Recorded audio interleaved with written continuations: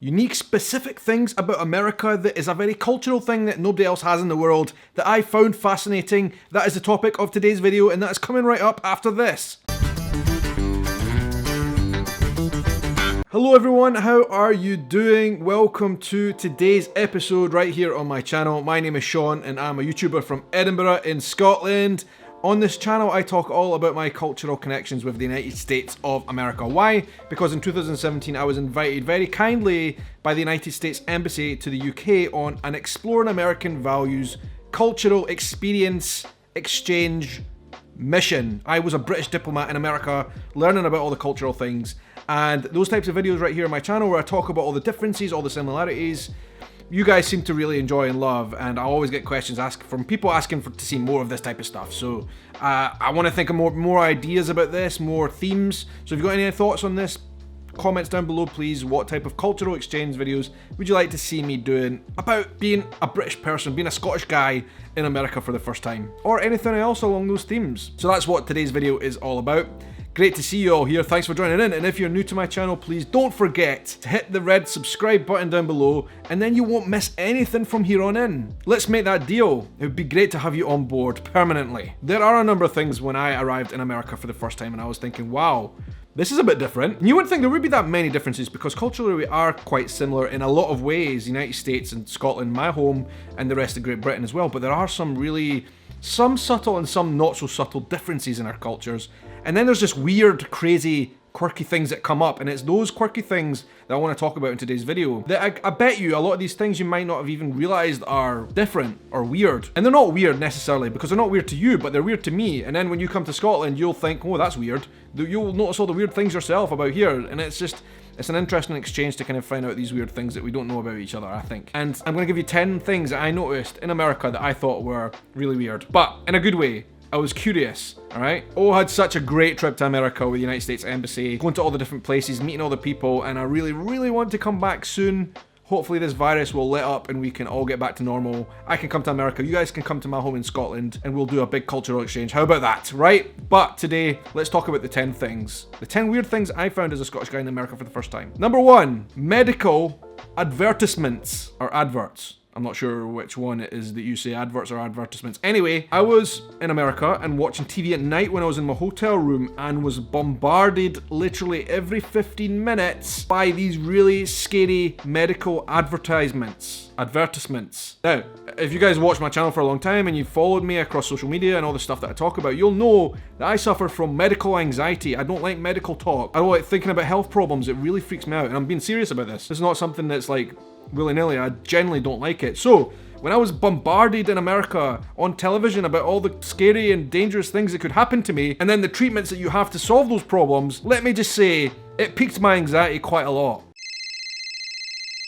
And there aren't that many countries in the world that have these medical advertisements on TV all the time like you guys do. You have them all the time on your TV because you don't have a public health system really. And there's really only a couple of countries where that is the case, and another one is New Zealand. There might be others around the world as well, but in the mainstay, like in UK, you don't really see medical adverts on TV. Not really. So I was quite surprised, and I thought that was a bit weird when I saw all the medical advertisements. Why can't I say that word? When I saw all the medical adverts on TV, it really freaked me out over there. You know, they covered all different types of illnesses all the time, every 15 minutes, like I said. You get to know your thoughts on that, about your medical adverts on TV? I just thought it was different. This video, by the way, is not really meant to be a criticism of anything. It's just meant to be a bit of fun, a bit of lightheartedness, and a bit of sharing experiences with you guys. So like I said, you guys have probably come to the UK at some point on holiday or Scotland, and you would have noticed other things you found weird as well, and I want to know those things, so let me know in the comments. Number 2, the weird denominations of your coins. This is something I've never understood. When I went to America, you know, I've been 3, 4, 5, you know, maybe half a dozen times now, and every single time I always had problem with counting coins because you've got all these different types that are weird and different. Some of them are minuscule. You've got other much bigger ones, obviously the dollar, and then it goes way down. You've got like the quarter. The quarter kind of makes a bit of sense. It's a quarter of a dollar, right? But still, we don't have that lingo here. When we're talking money, we don't have that type of money. Dollar, dollar, bills, y'all. And so when we're talking about quarters and stuff, it really kind of throws me off, definitely, trying to understand. And then you've got like nickels. I don't even know what a nickel is it a 10 or a 5? But certainly all the different coins that you guys have in America really threw me off a little bit some of the times. And I made a mistake counting change a few times, a bit embarrassing, bad memory. Number 3, something I personally love, your enormous food portions. We went to a lot of different places around the States, the East Coast up to New York, Washington, down to Florida, Texas, and wherever I went, we seemed to get really huge, enormous food portions, and I absolutely loved it. Especially when we went to a place where the food was just so good we didn't want to run out, we wanted to keep going, right? We went to a barbecue joint in Florida. It was kind of like a country home cooking place, it wasn't necessarily a barbecue place, and they had this food and it was just enormous and so good, and I don't want to end it. But then when we got to the end, I was absolutely stuffed. The portions were ginormous, like nothing I'd seen before anywhere else in the world. And it's something I really like. I'm not gonna lie, it helped me put on the pounds. That's part of a travel experience when you go to a new place, right? Great, love it. Bring on your big portions, America. I'll keep eating them. Number 4, this is something a little bit odd and maybe not something I would like. And I've talked to you guys many times on this channel about my long-term ambitions of wanting to move to America one day and experiencing it properly, like how it is to work and live in America. I would love that one day, right? But then when I consider this point, I get a bit apprehensive and think maybe that's not such a good thing and maybe I would not like this, right? You have so few holidays. I find it absolutely bizarre. I don't understand how you guys can have so few holidays because here's the thing, right? If I came to work in America, I would want to see it. And if I was working and I only had, what, like 10 days? Is it that you guys get a year? You receive about 10 days a year from your work. Like, that's not enough to explore America if I'm working there and I want to see things as well. Here in the UK, for example, we get, between 27, 28 days a year, maybe even 30, 31 if you've got a very generous employer, but that's about the range, right? I can't remember what the minimum is, but I think it's 27 a year. Paid holidays you are entitled to from your work. And let me tell you, there are very few people in the UK who miss up the opportunity to take those holidays, because here's the next thing. In America, not only do you have so few holidays from work, you also don't take them. Back in 2013, Business Insider, the publication, did a survey and found out that Americans in 2013 had lost 169 million days of holiday that they just didn't take for whatever reason. That was their entitled holiday. And I just think to myself that this one is a bit odd. I don't understand it, so please let me know in the comments down below about this one. Let me understand it. I like holidays. I like to work. I love working, but especially if I'm coming to a place like America, I want to see the place. And I want to need holidays for that. So how am I going to do that if I get like 10 days a year? I'm genuinely curious about this one. Number 5 on the list, another odd thing that we encountered many times in America and in the supermarkets, which was cheese that comes out of a spray can. We obviously have spray cans here in the UK, right? But genuinely, those spray cans spray things like cream, maybe. You get sprayed cream. But sprayed cheese is something that's very unique to America. And I just thought, wow. And it goes on everything. I've no idea because I didn't try it. I'm not a massive cheese fan. Maybe this is why I thought this was weird. Because I'm not a huge cheese fan. And I saw this and I was like, no thank you. I never actually tried it. So I don't actually know if this sprayed cheese is good or not. Is it good quality or is it rubbish quality? It sounds like it would be something on the lower end of the quality spectrum. So again, I want to know. Number 6 on the list is something I've discussed many times on my channel. It keeps coming up, but it is something that's important, I think, to discuss. But if you're new on this channel, you've not seen this before, you might not know that this is something that's very uniquely American, and that is the tipping culture, right? When you go to a restaurant, a bar, anything like that, it's pretty much mandatory to tip in America, and if you don't, you'll get very harshly judged by anybody you're with, the people at work there and all that kind of stuff. And I get it, I understand in America when you're there, you have to partake, you have to tip. And it's a good thing to do, 10, 20%. And I hear if you tip 10%, that's a very bad thing. Like, that's the minimum you would do, and that's only if you had very bad service, but 20 is more like it. This is something that's very unusual for us in the UK, in particular, and the rest of Europe, because we don't have a tipping culture. Now, let me make this abundantly clear. When we go to a restaurant, if we get a good service and the person is nice to us, or just nice and friendly in general, they have brought us food and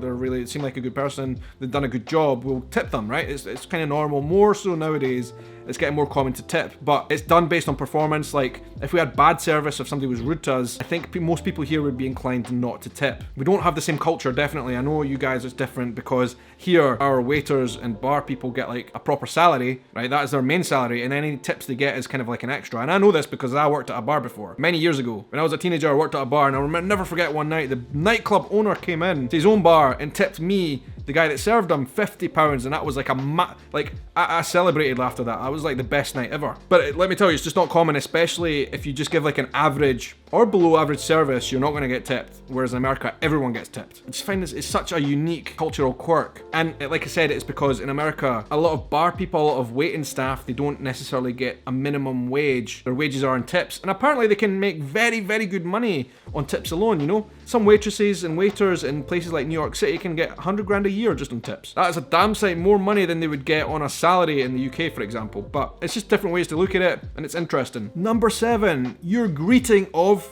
how are you? This is something that we do get confused of as Britons, because when somebody asks us a question like that, we tend to get really deep and personal. We think, oh, the person really wants to know about my life. And then we'll get deep and we'll be like, all right, okay, yeah, tell them a life story. We'll give them a 3-4 minute spiel of all the things that are good and bad in our lives because the person asked. It's like they've got an interest in our personal life, so we'll reply properly. That's what happens generally when Americans ask us, how are you? You know, we'll give a kind of full response, but actually it's just a bit of a weird cultural thing. We tend not to say that in the UK. We'll tend to give it a response to people about this that doesn't really require a great answer, or maybe even answers before the person's even opening their mouth, like, hope you had a good weekend, and then the person will say yes or no. We're a bit funny about small talk in the UK, admittedly. We've got our own cultural quirk about that, but definitely the how are you phrase in America about how, you know, how are you as a greeting is weird for us because we think it's a big answer when really all you're doing is asking us if everything's okay, and it just requires a yes or no answer. You want to hear yes, everything's good, how are you, in return. That's all you want, right? Say that to a Brit and you're in for 3 to 5 minutes of a life story. Number 8 on the list. This is something that I find really interesting, okay? College sports. You guys, if you've been watching my channel a while, you'll know about the times I went to American football. Watch American football. I went to the stadium in New York to watch the Giants play the Detroit Frogs, no, the Detroit Lions. I best not get that wrong again. And then also here in Wembley, we went to watch an American football game. NFL, it was North Carolina, Charlotte. I can't remember the names of the teams. You guys have got really interesting names for football teams. Anyway, I've watched a couple of NFL games and I really enjoyed them and I want to get more involved, right? And a lot of you guys have wrote in my comments of those videos in particular. And by the way, I'll put a link to those videos up above if you go and check them out. You might find them interesting. But a lot of people commented, you need to come. If you're interested in American football, you need to come to a college game because it's much more intense, a lot more supporters, bigger crowds, bigger stadiums, and bigger just general everything. Bigger tailgating. And it's all bigger at college games. I find that fascinating because your college teams are apparently really something quite significant and important. Here in the UK, they're absolutely not. We have no clue or idea about what any of our university or lower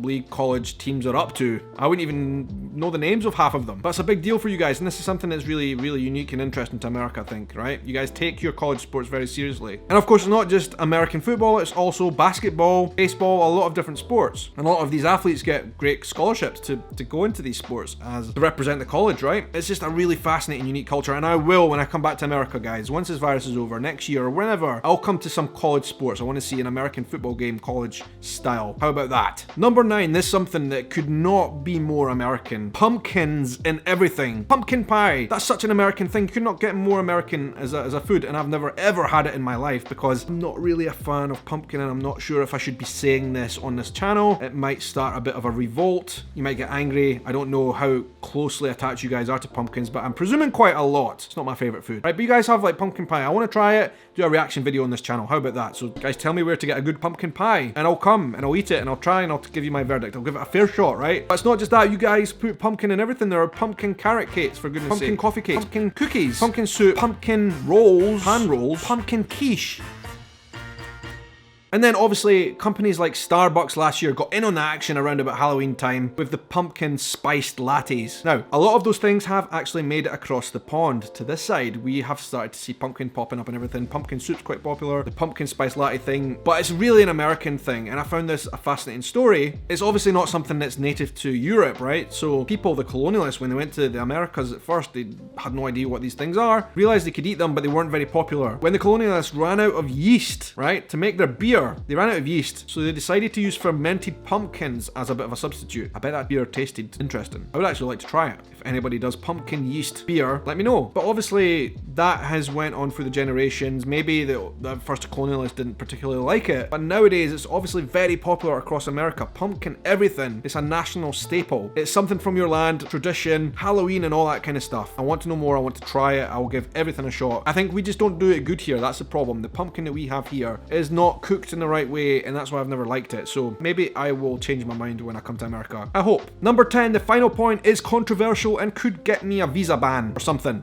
This is something that's always confused me because I've spent my career working for companies that usually are American, but I work in obviously the UK headquarters or whatever. In America, you guys write the date for everything the wrong way round, and I just do not understand this point. And I get so confused, guys, when I'm talking to an American colleague and I have to write the date in my American format and then switch back to the UK format. I get so confused. I don't understand why this is and why it's different and how come. I just don't get it. I've looked online for a bit of an answer for this and nobody else seems to get it either. Like, there doesn't seem to be any definitive reason as to why you guys put the date in the other format. Here in the UK, we see date, month, year. It seems to make sense to me. I mean, it's quite logical. And that is where most places in the world actually do the same thing. But in America, you decided to go a bit rogue on that and you do month, day, year. So confused by this. I always get it mixed up, and if I'm writing a date to someone who's American, I get confused. But all that is to say, there are a lot of different cultural quirks between America and the UK and Scotland that I find fascinating and I want to learn more about. And obviously when I can come back to America and explore it properly once again, once this virus buggers off, we'll be back and good,